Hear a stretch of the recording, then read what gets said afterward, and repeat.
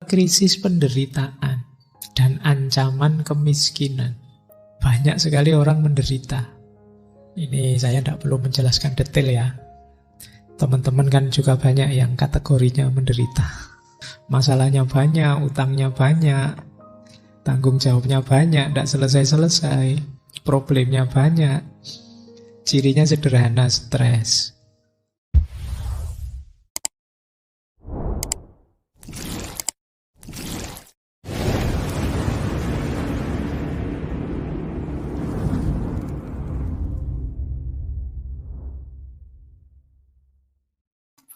Assalamualaikum warahmatullahi wabarakatuh. Bismillah. Mari kita lanjut lagi belajar kita, ngaji kita. Kita mulai. Saya awali dari sini ya. Jadi membicarakan perdamaian dalam pikirannya Galtung ini, orang tentu saja memulainya dari kekerasan. Kemudian tentang konflik, kemudian baru perdamaian. Kita lihat dulu, apa sih kegelisahannya beliau ini? Kok sampai fokus pada perdamaian? Suaranya tentang perdamaian didengar oleh dunia, karena memang beliau ahli di situ. Ada 4 hal yang dilihat oleh Galtung yang menurut beliau ini krisis zaman ini. Jadi ini 4 krisis. Beliau melihatnya di mana-mana ada fenomena ini. Yang pertama apa? Krisis kekerasan dan ancaman kekerasan. Ini apalagi hari ini kekerasan itu formatnya macam-macam. Tidak hanya di dunia nyata, dunia digital, dunia maya juga banyak sekali kekerasan demi kekerasan. Apalagi kalau kekerasan itu luas, tidak sekedar kekerasan fisik. Kekerasan psikis juga ada, kekerasan verbal kata-kata. Wah. Di medsos, di Instagram, di Twitter itu kan isinya banyak sekali teman-teman menemukan kekerasan demi kekerasan. Nanti kita lihat apa sih kekerasan itu. Yang kedua, krisis penderitaan dan ancaman kemiskinan. Banyak sekali orang menderita. Ini saya tidak perlu menjelaskan detail ya. Teman-teman kan juga banyak yang kategorinya menderita. Ya wis, nontonnya awake dhewe kita yang malam hari ini ngumpul ini kan ya wis kategorinya tidak jauh-jauh dari situ lah wis. Masalahnya banyak, utangnya banyak, tanggung jawabnya banyak, tidak selesai-selesai, problemnya banyak. Cirinya sederhana, stres. Nah, pokoknya ada stresnya itu penderitaan sudah. Ya untungnya kita ngerti filsafat ya dikit-dikit. Kalau sedang menderita kan tahu filosofinya, hidup memang penderitaan. Bisa jawab. Yang ketiga, krisis represi dan ancaman represi. Yang kuat menindas yang lemah, menekan yang lemah. Yang lemah diam-diam menekan yang kuat, ingin menjatuhkan yang kuat. Jadi kita hari ini serba khawatir karena kadang-kadang teman yang sangat dekat bisa jadi musuh yang sangat kuat. Hari ini situasinya banyak fenomena represi-represi, khususnya oleh yang punya kekuasaan. Dan yang keempat, tidak boleh dilupakan juga, Galtung nanti juga membahas tentang lingkungan, feminisme, dan lain sebagainya. Meskipun malam hari ini kita masih belum seluas itu. Ini semacam pengantar-pengantar saja. Tidak mungkinlah ratusan referensi harus dikemas dalam waktu 2 jam. Jadi ini tak pilih yang gampang-gampang saja. Itu pun tidak jamin teman-teman paham. Wis pokoknya nawa itu belajar saja, wis pokoknya ngono. Baik, paling tidak kita ada krisis ya dalam hidup ini. Ada banyak krisis kita hadapi hari ini. Semoga kita tidak jadi orang yang naif. Orang naif itu tahu ada masalah, tapi pura-pura tidak tahu dan tidak ingin berubah. Ini namanya orang naif. Jadilah orang yang kritis. Orang kritis itu tahu ada masalah dan siap mencari solusi dan berubah. Yang paling rendah orang yang kesadarannya mitis. Kalau mitis itu tidak tahu ada masalah, tapi ya siap sih kalau mau diajak berubah. Orang yang ikut-ikutan saja. Yang lain ke utara, yang lain ke selatan. Yang lain viral apa, kamu posting viral itu. Yang lain, nah, ini kesadarannya agak terombang-ambing. Jadi mitis itu tidak tahu ada masalah tapi siap berubah. Itu mitis. Problemnya apa, mengapa, bagaimana, tidak tahu. Tapi karena yang lain ke utara, ya saya ke utara. Kemudian ada naif. Kalau naif itu tahu ada masalah, tapi tidak mau berubah. Sudahlah Pak, biar saja. Ngapain sih repot-repot, hidup itu kayak gini, biar aja. Yang ketiga ada kritis. Kalau kritis itu tahu masalah dan siap berubah. Ingin jadi lebih baik. Semoga kesadaran kita ada di kritis ini. Baik. Nah, krisis-krisis tadi itu kan jenisnya kekerasan. Tadi saya sebut di mana-mana kiri kanan kita ketemu banyak sekali kekerasan. Mungkin kita tidak sadar. Teman-teman mungkin tidak perlu definisi detail apa itu kekerasan. Sudah bisa merasakannya. Tapi Galtung punya definisi menarik tentang kekerasan. Kekerasan itu sesuatu yang terjadi ketika diri kita diintervensi sedemikian rupa, atau kita yang mengintervensi sedemikian rupa, sehingga potensi kita tidak bisa kita aktualkan. Jadi harusnya saya bisa hidup enak. Kok tidak bisa hidup enak? Itu pasti ada terjadi intervensi kekerasan di situ. Harusnya aku bahagia, tapi kok supek, itu pasti di situ terjadi kekerasan. Ini ada hubungan antara potensi dengan aktualitas. Hal yang sama bisa saja kalau konteksnya itu kekerasan, tapi konteksnya ini enggak. Di bukunya dicontohkan misalnya fenomena penyakit TBC atau kemarin ada pandemi itu ya. Kalau TBC abad 18, zaman itu belum ada obatnya TBC itu. Kalau ada orang kena TBC, kemudian dibiarkan saja sampai meninggal, zaman itu orang maklum. Karena memang tidak ada obatnya. Nah ini zaman itu bukan kekerasan. Tapi saat ini ya sudah lama obatnya ada. Kok ada orang TBC kok dibiarkan saja, itu kekerasan. COVID misalnya, saya tidak tahu obatnya sudah ketemu apa belum. Kalau belum ketemu, orang maklum. Kemarin waktu kuat-kuatnya pandemi itu kan belum ada obatnya. Jadi yang meninggal banyak sekali orang maklum. Karena belum ada obatnya. Mungkin kalau sudah ketemu obatnya, ya ada orang kena COVID kok didiamkan saja. Nah, itu kekerasan. Jadi situasinya berbeda. Jadi makanya minggu lalu saya contohkan, loh ini konteksnya apa dulu? Latar belakangnya bagaimana dulu? Ada potensi dilanggar enggak? Jadi harusnya saya begini, tapi kok enggak bisa? Karena dihalangi orang. Orang itu berarti melakukan kekerasan. Dalam hal apapun, baik fisik maupun psikis. Gara-gara kata-katamu yang nyelekit, harusnya aku gembira, sekarang aku jadi stres, depresi misalnya. Nah itu pasti ada kekerasan. Harusnya aku santai-santai, gara-gara kamu pukul, sekarang pijet, sakit. Ada kekerasan. Jadi antara potensi yang seharusnya dengan aktual yang terjadi tidak sinkron. Karena dihalangi secara sengaja atau tidak sengaja. Itu kekerasan misalnya yang membuat kalian tidak bisa melakukan sesuatu padahal harusnya kalian bisa, tapi mungkin orang sekelilingmu menghalangi, akhirnya potensimu tidak keluar. Itu sejenis kekerasan dalam definisi ini. Makanya kekerasan itu satu penghalang yang menyebabkan orang tidak bisa mengaktualisasi diri secara wajar. Padahal penghalang itu harusnya bisa dihindarkan.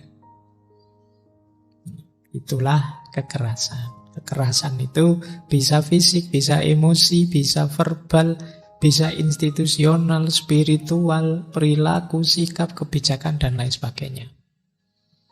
Bahkan nanti bisa pada orang lain, termasuk pada dirimu sendiri.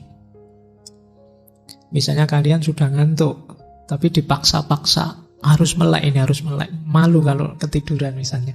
Itu kamu kekerasan pada dirimu sendiri. Padahal sedang ngantuk, harusnya kamu aktualkan dengan cara tidur.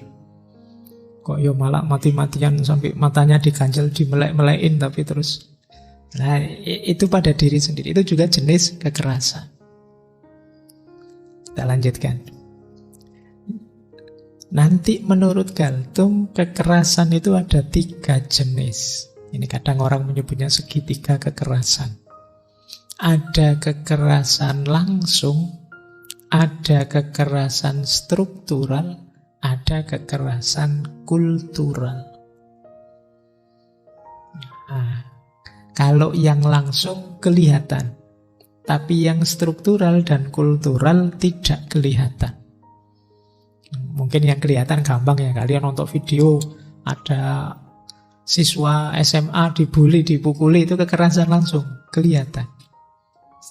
Tapi yang struktural tidak kelihatan. Apa itu struktural nanti kita jelaskan. Yang kultural tidak kelihatan. Jadi ada 3 jenis kekerasan. Jangan-jangan kita ini sebenarnya korban kekerasan tapi tidak sadar. Mungkin secara struktural, mungkin juga secara kultural. Kalau kekerasan yang langsung, orang mendeteksinya gampang. Sudah KDRT, suami mukuli istri, atau sebaliknya, istri mukuli suami. Kan ada kemarin kasus juga kan, ada yang sampai dipotong sama istrinya karena selingkuh itu kan. Itu kan kelihatan langsung itu. Tapi ada jenis kekerasan yang lain yang kita mungkin harus agak jeli melihatnya. Karena ini tidak langsung. Bahkan tidak ada pelakunya. Pelakunya ya struktur dan kultur. Nah, apa kekerasan struktur itu?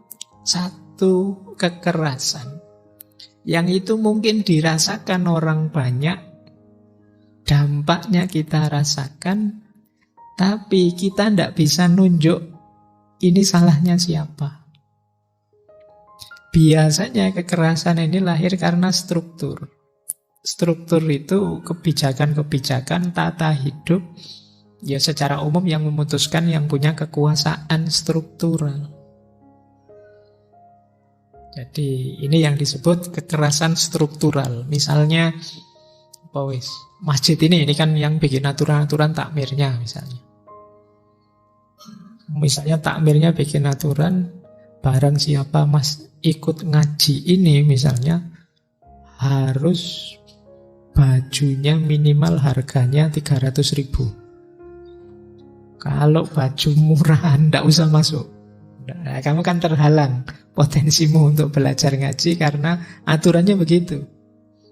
Takmirnya ketika dituduh, Mas kok begitu, saya tidak punya baju di atas 100.000 harganya. Loh yuk, jangan salahkan saya, aturannya begitu.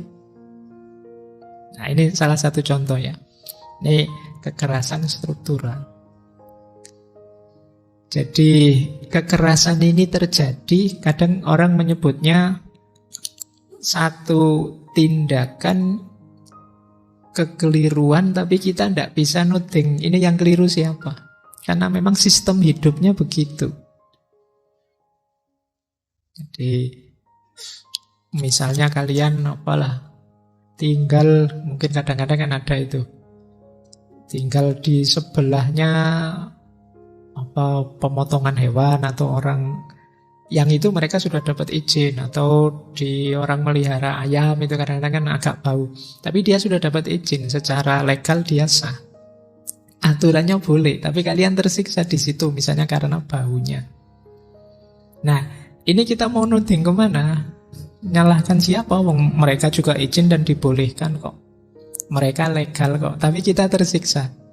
Kita mau menyalahkan siapa, tidak bisa nuding siapa.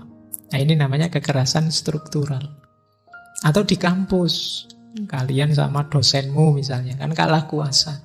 Di kelas misalnya, dosennya bikin aturan, masuk kelas harus 10 menit sebelum saya datang. Kalau saya sudah di kelas, tidak boleh ada yang masuk lagi. Nah, pokoknya harus pas misalnya. Mungkin padahal kalian hidup ini kan kadang ada halangan sedikit, kesulitan sedikit. Padahal kamu cuma terlambat 1 menit loh. Itu pun mungkin karena jamnya dosennya kecepatan. Dosennya tidak bisa, pokoknya aturannya sudah begitu. Dulu kesepakatannya begitu kok. Nah, ini jenis kekerasan struktural.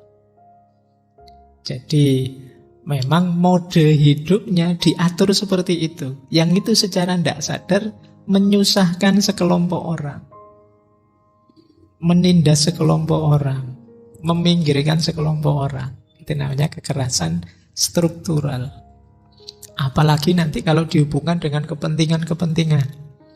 Mumpung saya punya kekuasaan, saya ingin mendapat ini, saya akan bikin aturan seperti ini. Ketika aturan itu dibikin, nanti ada korbannya. Nah, ini namanya kekerasan struktural. Itu bedanya kekerasan langsung dengan kekerasan struktural. Kalau kekerasan langsung biasanya yang kena orang per orang. Kayak tadi suami sama istri, itu kan individu-individu. Tapi kalau kekerasan struktural itu kelompok.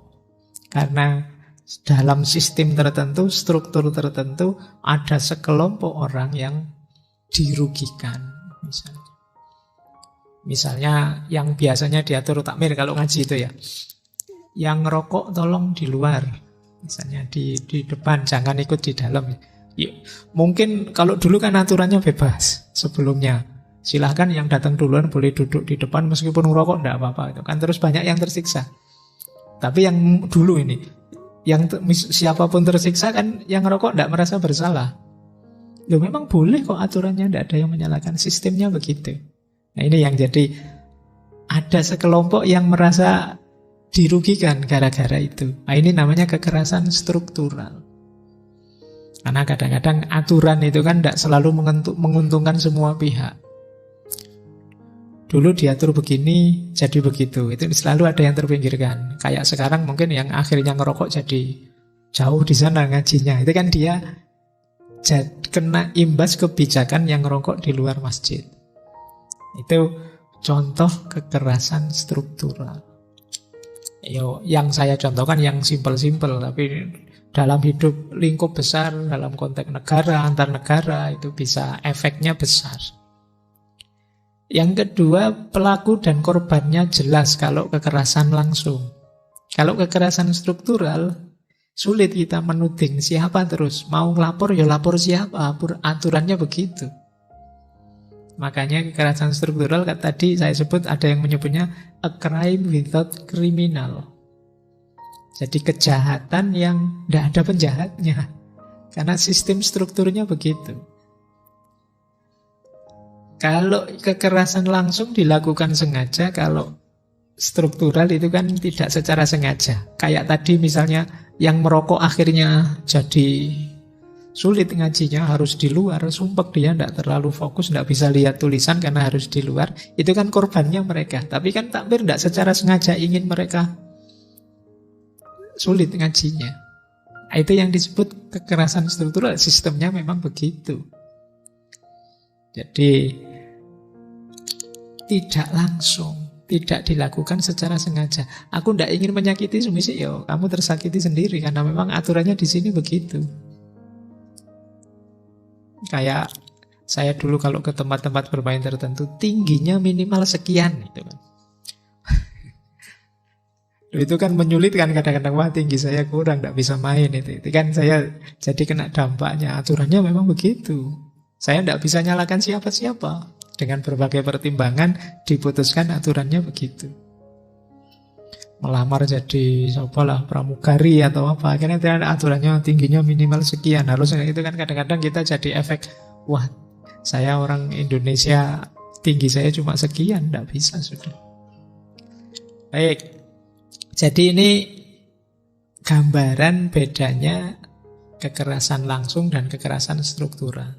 Kalau kekerasan langsung itu biasanya orang langsung cepat responnya. Wah, itu jelek, itu jahat, itu merusak. Tapi kalau kekerasan struktural enggak. Karena secara umum dianggap normal saja. Ya memang aturannya begitu. Ya memang di sini begitu. Nah, itu bedanya langsung dan struktural. Jenisnya banyak. Yang kena dampak kekerasan struktural itu misalnya ada yang jenis eksploitasi. Secara tidak langsung misalnya kalian diperas tenaganya untuk kepentingan kelompok tertentu, itu nama eksploitasi. Biar saja dia yang bagian ini, kita yang bagian santai misalnya. Yang tingginya sekian meter duduk di belakang ya, yang di depan yang tingginya 100 ke bawah saja misalnya. Biar enggak nutupi yang depan misalnya. Atau yang bobotnya atau yang badannya keker, tolong bagian angkut-angkut ya. Nanti yang badannya enggak terlalu besar. Jadi dia bagian susah terus. Jadi eksploitasi namanya. Jadi ada aturan-aturan yang kita menyebutnya menindas. Itu struktural. Kita tidak sadar bahwa itu menindas. Kita tidak sadar dieksploitasi. Terus represi. Represi itu menekan. Misalnya saya sama kalian kalau tidak paham ya bayar dulu ke saya, nanti saya ajari intensif. Terus kalau tidak begitu kamu harus mengikuti saya begini, terus ditekan terus. Itu namanya direpresi. Kamu tidak bisa bantah wong saya karena posisi saya lebih tinggi. Secara struktur saya menang, saya kuasa bikin aturan. Itu kamu direpresi. Kemudian penetrasi. Penetrasi itu kamu diintervensi. Jadi aturan-aturan yang mengintervensi dirimu. Ada lagi segmentasi. Kalau segmentasi itu kamu diperlakukan hanya bagian kecil dari hidupmu saja. Jadi segmentasi itu kamu disepelekan. Alah, tenang saja, tidak paham anak-anak itu, kita lanjutkan saja. Jadi, kamu dianggap bagian dari dirimu saja yang dilihat. Alah, tenang saja, ini banyak anak desa kok, itu nanti dari sisi kemampuannya membaur dia agak sulit karena lama itu dia. Jadi dilihat dari sisi-sisi tertentu saja. Misalnya kalian hanya saya lihat sebagai yang menyusahkan saya saja tiap malam Kemis misalnya. Kemudian atas dasar itu saya putuskan bahwa ini namanya segmented. Jadi kalau itu kelompok masyarakat ya dipilih, hanya dilihat beberapa, disimpulkan untuk semuanya. Itu namanya tersegmentasi. Ini kadang-kadang kita melakukan ketidakadilan secara ini. Alah biasa, enggak, biar aja mahasiswa aja. Kalau mahasiswa biasanya begitu. Kamu dilihat hanya sisi ketika kamu mahasiswa. Padahal kamu mungkin juga seorang anak, mungkin juga seorang saudara, mungkin juga warga negara dan lain sebagainya. Kemudian ada marginalisasi. Kalau ini sering dengar ya, dipinggirkan. Yang kuliahnya masih semester 5 ke bawah, ngajinya di belakang saja ya. Jangan di depan, nanti tidak paham kamu. Itu namanya dimarginalisasi. Kamu dipinggirkan. Jadi karena kamu tidak punya kualitas tertentu. Baik. Kemudian fragmentasi. Fragmentasi ini kadang-kadang ada struktur yang dibuat, aturan yang dibuat untuk, misalnya ada kelompok yang saya tidak suka, saya atur gimana caranya mereka ini tidak kompak. Gimana caranya mereka ini fragmented. Biar saja mereka pecah-pecah. Usahakan mereka ini jangan unggul, usahakan mereka ini jangan kuat. Nah, ini struktur yang memfragmentasi. Jadi ini kekerasan struktural. Ini kita tidak sadar. Kita sering menganggapnya normal saja. Biasa saja Pak, ya memang begitu. Lu sampean dizolimi kok Mas. Anda Pak, yang lain semuanya begitu kok Pak. Nah, itu kekerasan struktural, itu kita jarang sadar bahwa kita ini sedang ditindas, dieksploitasi, represi, dipenetrasi, kita dimarginalisasi, tapi kita tidak sadar untuk kepentingan-kepentingan tertentu. Baik, kita lanjutkan. Paling tidak sekarang ngerti ya. Itu loh jenisnya, namanya kekerasan struktural. Ada satu kalimat yang saya ambil dari bukunya Galtung, kata dia, saya memperoleh 4 pelajaran penting dari pengalaman saya di abad penuh kekerasan ini. Jadi beliau ini melihat sekeliling kita ini penuh kekerasan.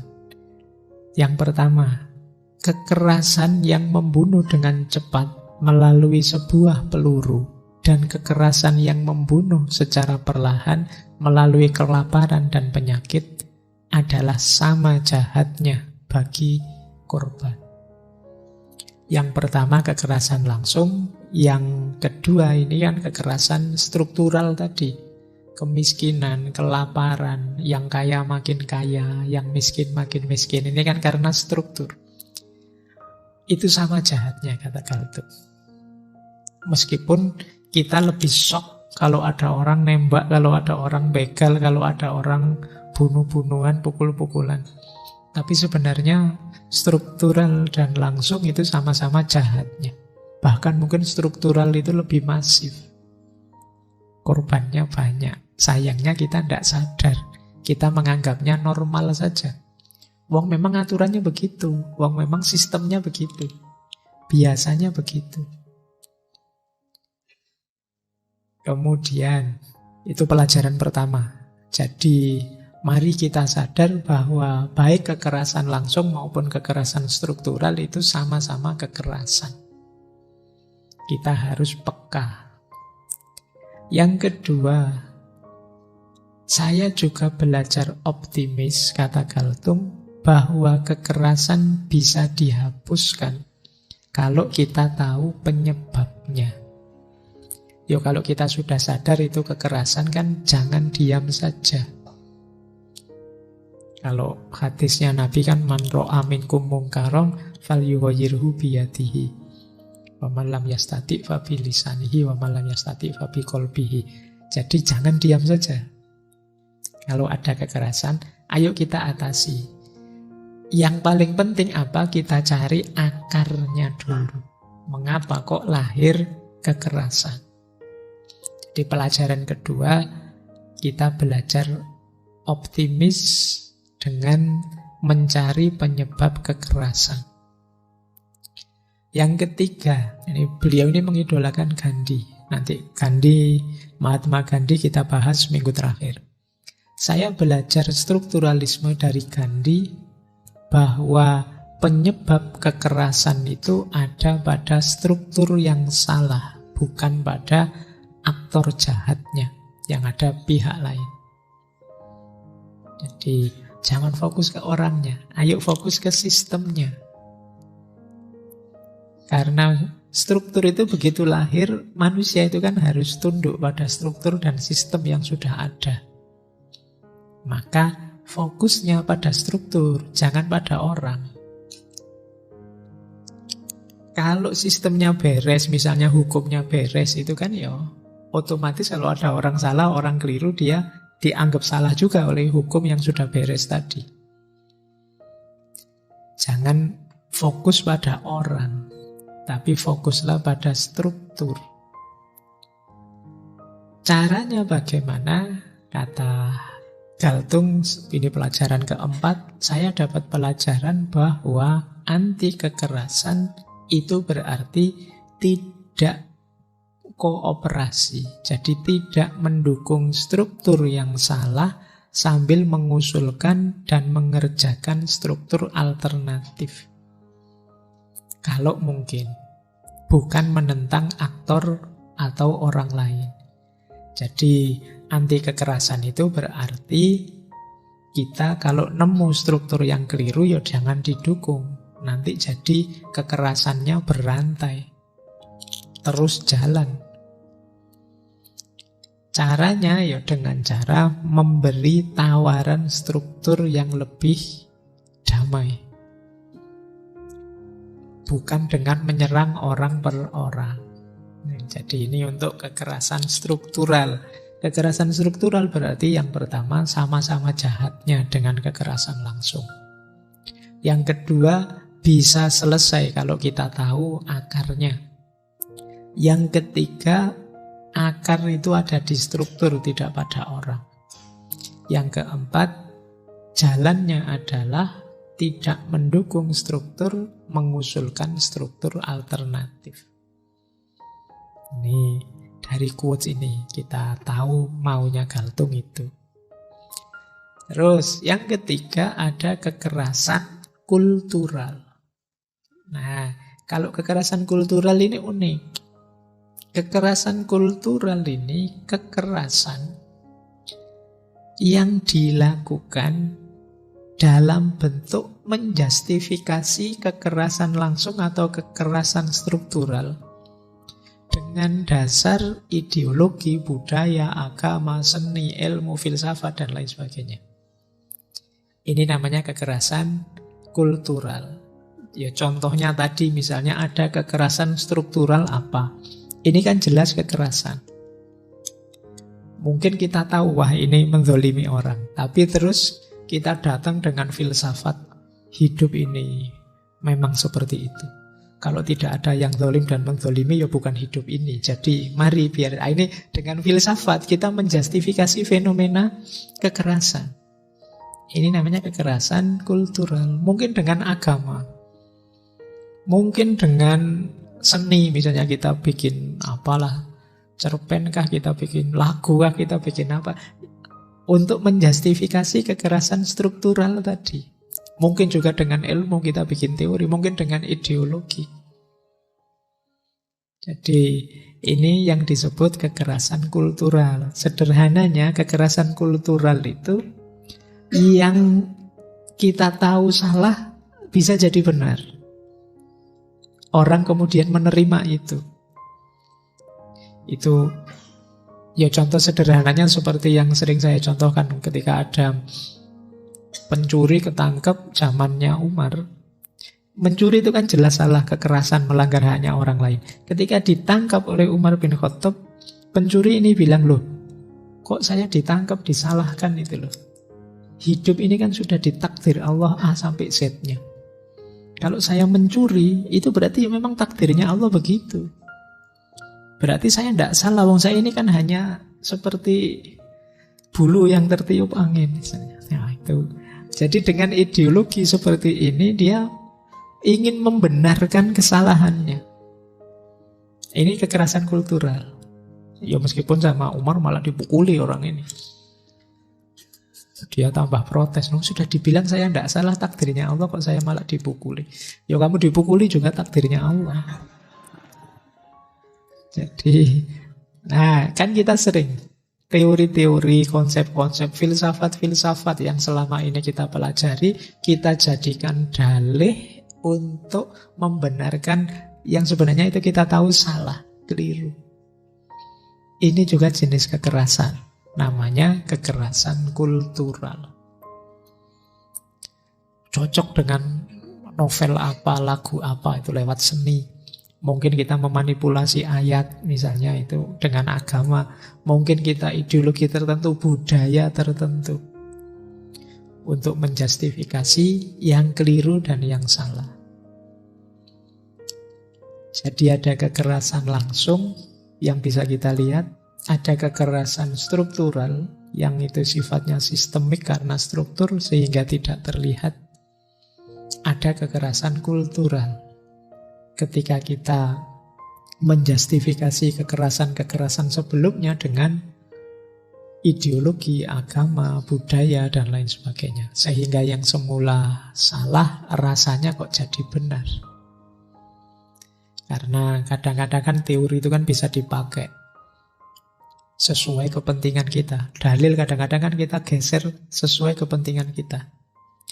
Kalau pas lagi jomblo, nggak punya pacar, pakai dalil wala takrobus zina, Pak. Itu nggak sah. Ya, nanti begitu punya pacar, dalilnya ganti. Waja'alnakum syu'uba wa qabaila lita'arufu. Jadi ini ta'aruf, Pak. Bukan, ada Al-Qur'annya. Jadi kepentingan kita yang kita justifikasi dengan dalil tadi. Nah, ini kekerasan juga. Wong jelas-jelas salah, kok kita carikan dasarnya. Itu kan kayak ceritanya Abu Nawas dulu ya kan. Mentang-mentang males sholat terus pakai ayat sholat itu malah bisa membawa kita ke neraka. Dalilnya apa? Fawailul lil musallin. Maka masuk neraka bagi orang-orang yang sholat. Nah, ini jenis-jenis kekerasan kultural. Jadi kita menggunakan dalil ayat untuk kepentingan kita yang jelas salah, jelas keliru. Baik, ini semoga bisa ditangkap 3 jenis kekerasan. Sekarang kita lihat akarnya kekerasan. Ini kita masih keras ya, belum damai. Nanti damainya belakangan. Akarnya kekerasan itu 3, kata Galtung. Yang pertama nature, yang kedua culture, yang ketiga structure. Natur, kondisi alamiah, ada culture, budaya, structure. Structure itu ya tatanan yang kita buat. Nature itu ada dalam diri kita dan di sekeliling kita, kondisi alamiah. Kalau culture itu nilai-nilai, norma-norma yang kita internalisasi. Kalau struktur itu lembaga-lembaga tata masyarakat yang ada di sekeliling kita, yang memberi sanksi, yang memberi imbalan. Itu struktur. Dan kata Galtung, coba dicek ya, para filosof itu kadang-kadang tidak utuh membaca realitas. Misalnya Karl Marx. Karl Marx itu di teori Marxismenya lebih melihat natur dan struktur.